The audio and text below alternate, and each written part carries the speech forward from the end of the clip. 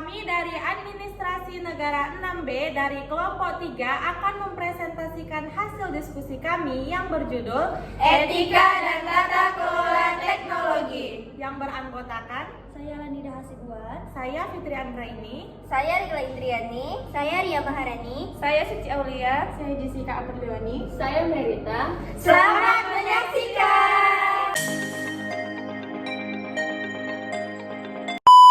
Yang pertama, konsep dasar etika dan tata kelola teknologi. Definisi etika teknologi dalam konteks organisasi. Etika merupakan ilmu yang mempelajari konsep tentang baik dan buruk, serta prinsip atau nilai yang berkaitan dengan moralitas suatu kelompok atau masyarakat. Dalam konteks organisasi, etika berperan penting dalam membangun kepercayaan, citra positif, dan hubungan yang sehat di era digital, di mana segala aktivitas dapat tercatat, direkam, dan diingat oleh orang lain. Peran tata kelola teknologi dalam mitigasi risiko dan kepatuhan. Tata kelola teknologi informasi memainkan peran penting dalam mengelola risiko keamanan informasi dalam organisasi. Menurut artikel di Kompasiana, peran utama tata kelola TI adalah membantu organisasi mengidentifikasi risiko keamanan informasi yang mungkin timbul, termasuk analisis potensi ancaman dan kerentanan infrastruktur TI. Hubungan antara teknologi, etika, dan perubahan organisasi. Di Indonesia semakin relevan dengan pesatnya perkembangan teknologi digital yang mempengaruhi semua sektor. Teknologi memungkinkan organisasi untuk meningkatkan efisiensi operasional, menciptakan inovasi produk, dan mengubah struktur organisasi agar lebih adaptif terhadap perubahan pasar. 2. Prinsip-prinsip etika dalam penggunaan teknologi. Yang pertama ada A. Privasi dan perlindungan data pribadi. Privasi dan perlindungan data pribadi adalah hak asasi manusia yang diakui secara internasional. Hak ini memberikan individu kontrol atas informasi pribadi mereka dan melindungi mereka dari penyalahgunaan data. Prinsipnya meliputi yang pertama keterbukaan atau transparansi, yang kedua kewajaran atau fairness, yang ketiga pembatasan tujuan atau purpose limitation, yang keempat minimalisasi data atau data minimization, yang kelima akurasi atau akurasi, dan yang keenam keamanan atau security. Selanjutnya ada B, keamanan cyber dan etika dalam pengelolaan data. Keamanan cyber berkaitan dengan perlindungan sistem, jaringan, dan data dari ancaman digital. Prinsipnya meliputi yang pertama kerahasiaan, yang kedua integritas, yang ketiga ketersediaan, yang keempat autentikasi, dan yang kelima akuntabilitas. C. Bias algoritma dan keadilan dalam AI. Algoritma sendiri bisa diartikan seperti sebuah sistem dalam konteks sosial media. Algoritma diartikan seperti bagaimana sistem dari sebuah sosial media bekerja. Bias algoritma dan keadilan AI mempunyai dua prinsip, yakni ada prinsip keadilan dalam AI dan prinsip kesetaraan. D. Transparansi dan akuntabilitas dalam penggunaan teknologi. Yang pertama ada prinsip transparansi, yakni meliputi keterbukaan informasi, aksesibilitas data, penjelasan yang mudah dipahami. Yang kedua ada prinsip akuntabilitas, meliputi pertanggungjawaban pihak pengembangan, pengawasan dan evaluasi serta mekanisme pengaduan.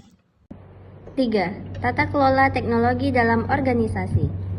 Tata kelola teknologi dalam organisasi adalah suatu kerangka kerja yang mencakup kebijakan, proses, dan struktur yang digunakan untuk mengelola serta mengarahkan penggunaan teknologi informasi dan sistem digital dalam mencapai tujuan bisnis. IT Governance Frameworks terdiri dari COBIT, ITIL, dan ISO. Kebijakan dan regulasi dalam tata kelola teknologi. Kebijakan dan regulasi dalam tata kelola teknologi adalah seperangkat aturan dan pedoman yang dirancang untuk memastikan penggunaan teknologi yang bertanggung jawab, aman, dan sesuai dengan norma hukum serta etika.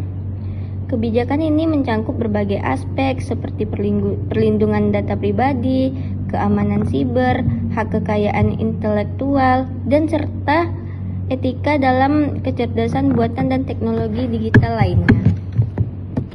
C. Manajemen risiko teknologi dan pengaruhnya terhadap organisasi adalah proses identifikasi, analisis, dan mitigasi potensi ancaman yang muncul dari penggunaan teknologi dalam suatu organisasi. Risiko ini dapat berupa serangan siber, kegagalan sistem, kebocoran data, hingga ketidakpatuhan terhadap regulasi. Jika tidak kelola dengan baik, risiko teknologi dapat menyebabkan gangguan operasional, kekurangan finansial, dan penurunan reputasi.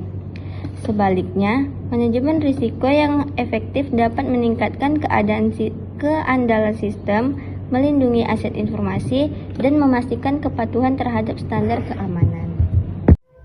4. Isu etika dalam teknologi mutakhir. A. Artificial Intelligence dan tanggung jawab etis. AI tidak hanya membantu mempercepat proses analisis data, tetapi juga dapat meningkatkan efisiensi dalam pelaksanaan strategi public relation. Transformasi public relation telah mengalami perubahan signifikan seiring dengan perkembangan teknologi, termasuk penerapan. B. Automasi dan dampaknya terhadap tenaga kerja.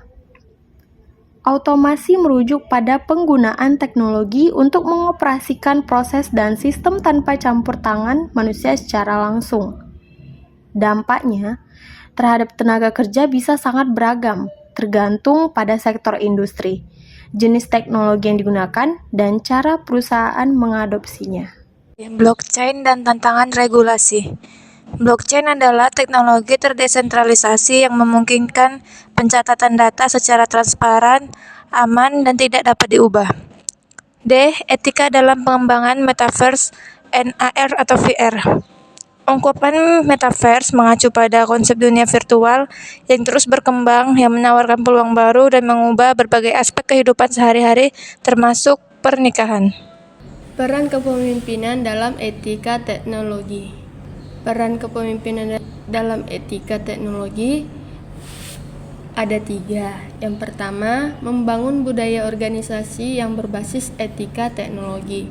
Yang kedua, peran Chief Technology Officer atau CTO dan Chief Ethics Officer dalam tata kelola teknologi. Yang ketiga, tanggung jawab sosial perusahaan dalam pengembangan teknologi. Yang pertama, membangun budaya organisasi yang berbasis etika teknologi, yang mana organisasi yang berbasis etika teknologi ialah langkah awal untuk menciptakan lingkungan yang mendorong penggunaan teknologi secara bertanggung jawab.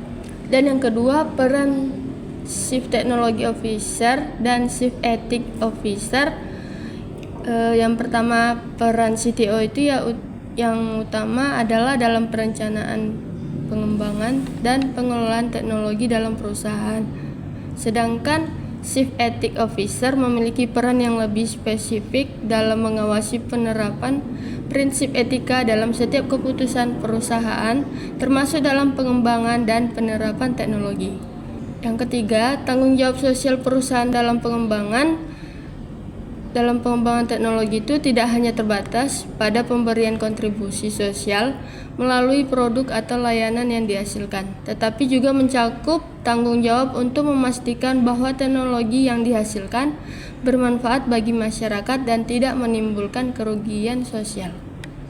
Kesimpulan dari materi kami yaitu etika dan tata kelola teknologi merupakan aspek penting dalam menghadapi pesatnya perkembangan teknologi digital. Penerapan prinsip etika seperti transparansi, akuntabilitas, keadilan, dan keamanan menjadi dasar untuk memastikan bahwa teknologi digunakan secara bertanggung jawab dan tidak menimbulkan dampak negatif bagi masyarakat. Tata kelola teknologi diperlukan untuk mengelola risiko dan menjaga kepatuhan terhadap regulasi yang berlaku. Hal ini meliputi perlindungan data pribadi, mitigasi risiko keamanan cyber, dan pengelolaan bias dalam kecerdasan buatan AI. Dengan tata kelola yang baik, organisasi dapat meningkatkan efisiensi dan efektivitas penggunaan teknologi sambil mempertahankan kepercayaan publik. Selain itu, kepemimpinan yang kuat dan beretika sangat diperlukan untuk mendorong pemanfaatan teknologi secara bertanggung jawab.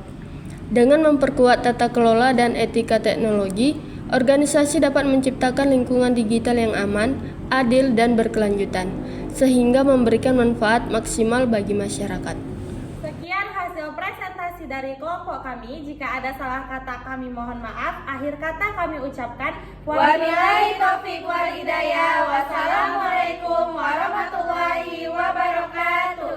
Terima kasih. Jangan lupa like, comment, dan subscribe di bawah ini. Kelompok 3 akan mempresentasikan hasil diskusi yang berjudul di bawah ini.